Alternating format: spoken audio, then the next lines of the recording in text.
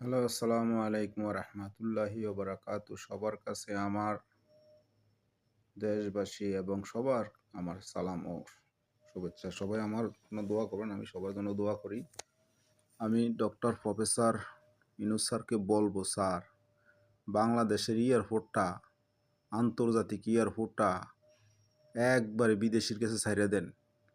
বিদেশির থেকে ইনকাম খান আপনারা, দেশেরই আয় দেশে হইব। আর যারা এয়ারপোর্টে সার্কি করে তারারে ছাইড়া দেন, তারা কর্ম করিয়া বাইরে কর্ম করিয়া খাক স্যার। তারা বাইরে কর্ম করে খাক, আর এয়ারপোর্টে তারা সার্কি করার দরকার নাই, ঠিক আছে?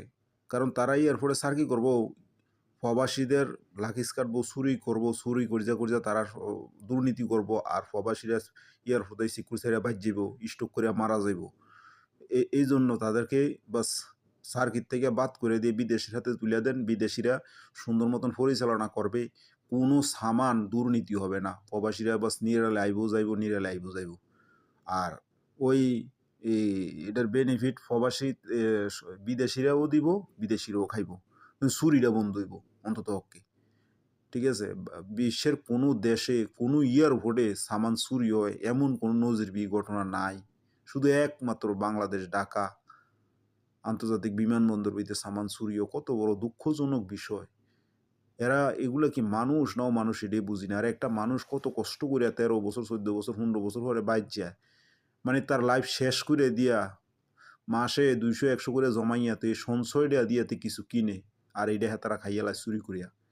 স্যার, আপনি এয়ারপোর্টটা বিদেশির হাতে দ্রুত গতিতে দিয়ে দেন, আর কুমিল্লা বিমানবন্দরটা চালু করেন, আর প্রবাসীদের পেনশন ভাতা চালু করেন, প্রবাসীদের দাবি দাবা মানেন। প্রবাসী না থাকলে যদি বাংলাদেশ না বাঁচে, তাহলে প্রবাসীদেরকে দিবেন না, এটা হইতে পারে না। প্রবাসী থেকে খাইবেন, প্রবাসী দিয়ে দেশ উন্নত করবেন, প্রবাসীরই দিবেন, এটা কোন কথা, কেমন কথা? হইতে পারে না। আপনি প্রবাসীদেরকে দেন, সুযোগ সুবিধা দেন, প্রবাসীরাও বাংলাদেশে টাকা পাঠাইতে আছে।